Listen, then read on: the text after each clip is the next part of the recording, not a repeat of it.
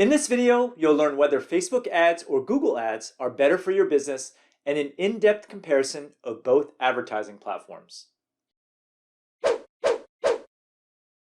If you enjoyed this video, don't forget to hit the subscribe button and be sure to hit the bell button to be notified when new videos come out. Now, the hardest part about running your own e-commerce store is driving targeted traffic to your products. And unlike selling on marketplaces like Etsy, eBay, and Amazon, you are responsible for finding your own customers. If you've only ever sold on a marketplace like Amazon, you probably have no idea how to launch a store because you don't have the skills to advertise. After all, Amazon does most of the work for you and leaves you highly dependent on their traffic. To create a strong e-commerce brand in the long run, though, you need to have your own web presence. You need to be in control of your own product messaging. You need to own your own customer list. But what you probably don't know is where to start when it comes to generating your own sales. Should you focus on content marketing? Should you run Facebook ads? Should you try Google Adwords? If you are starting from complete scratch, a quick way to jumpstart your e-commerce business is to use PPC advertising, and in some cases, leveraging Google or Facebook by itself is sufficient to create a seven-figure business. But which one should you start with? After all, Google AdWords may not be a good fit for your products. Facebook advertising may not be either. It all depends on what you sell and the nature of your audience. So today, I'm going to help you decide which ad platform, Facebook or Google, is right for you and where to begin. So just a quick note, this video only addresses advertising to cold prospects and does not apply to retargeting. In general, retargeting ads should be run on all advertising platforms because customers are already aware of your brand. Now, most people jump right into Facebook or Google advertising without a strong product and lose a ton of money in the process. Pay-per-click advertising is not a magic bullet for sales. And if your site is not converting in general, then no amount of advertising is going to help. So for example, if your products fall into any of the categories below, then you're going to have problems making sales no matter what. So if you sell the exact same products that can be found at brick and mortar stores like Target and Walmart, if your goods can be found at the local store, there's very little reason for shoppers to buy from you. So for example, if you run an ad for paper clips or Post-it notes, they will rarely convert unless you are way cheaper than the competition. Reason number 2 why your products might not do well. There are many good-looking websites on the internet that sell your exact products or something very close. People like to shop around, and the average shopper will visit your site 4 to 8 times before making a purchase. So if you are going up against established competition with no clear advantage, it will be hard to unseat an established brand unless you are much less expensive. Now, do you see a pattern? Basically, your store needs to have a strong value proposition in order to make advertising work. The purpose of marketing is to spread the benefits of your products to the masses, not generate random clicks. So before you spend a single penny on ads, make sure your messaging is clear. Why should people buy from you and not the competition? Now, assuming that you have a strong value proposition, let's delve into the pros and cons of Google versus Facebook. And in general, Google advertising works well when there is already existing awareness for the type of product that you are selling.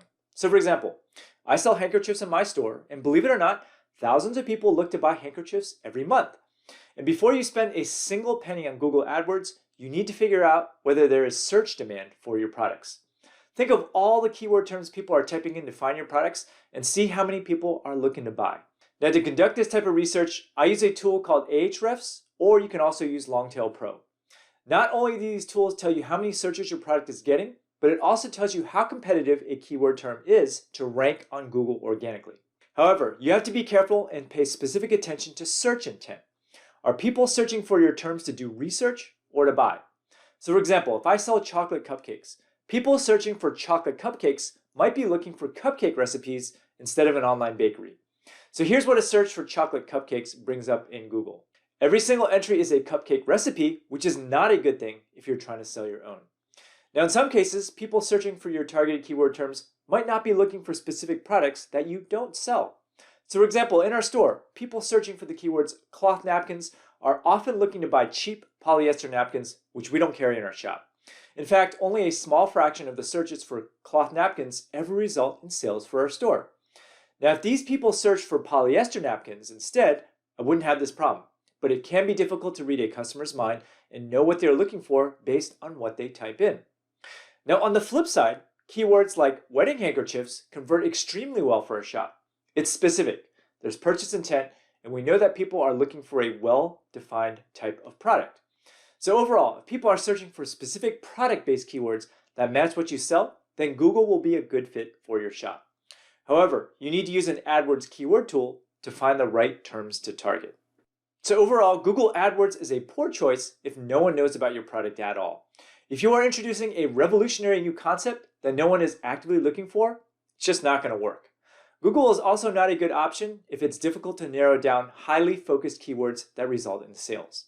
So for example, if you sell random gifts in your store, the keyword gifts is highly unlikely to convert because it's impossible to tell your customer's search intent. The word gift is just way too vague to be profitable unless you happen to carry an enormous, all-encompassing collection of products. Sometimes a customer search for a broad keyword might not behave as you expect. So for example, if everyone is searching for linen napkins with the intent to buy butterfly-themed napkins that you don't sell, then you're not going to make any sales. So overall, you need to consider all these factors when formulating your ads. Now meanwhile, Facebook ads work extremely well when your target audience is well defined. If your best customers are enthusiasts and highly devoted to your product category, then Facebook is ideal.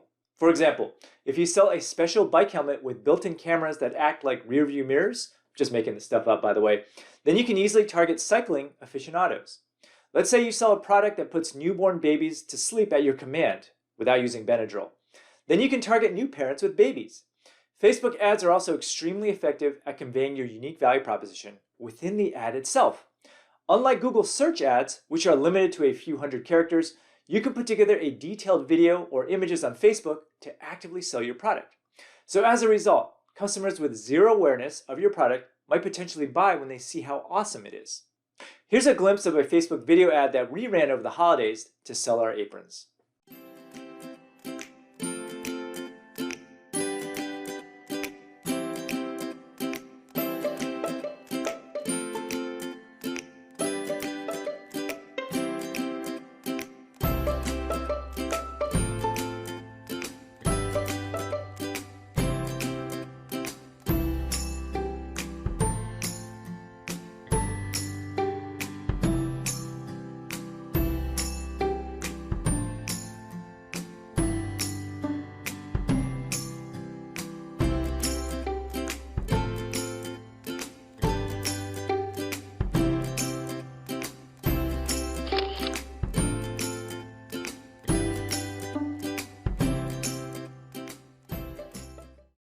Now, if we were to use Google text-based search ads, it would be really difficult to run a profitable campaign because thousands of stores are targeting the apron keyword.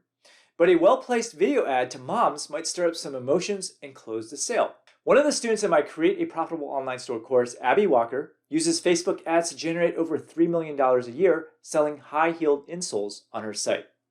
Now, the product clearly resonates with women, and they are compelled to buy even if they weren't looking for a solution in the first place.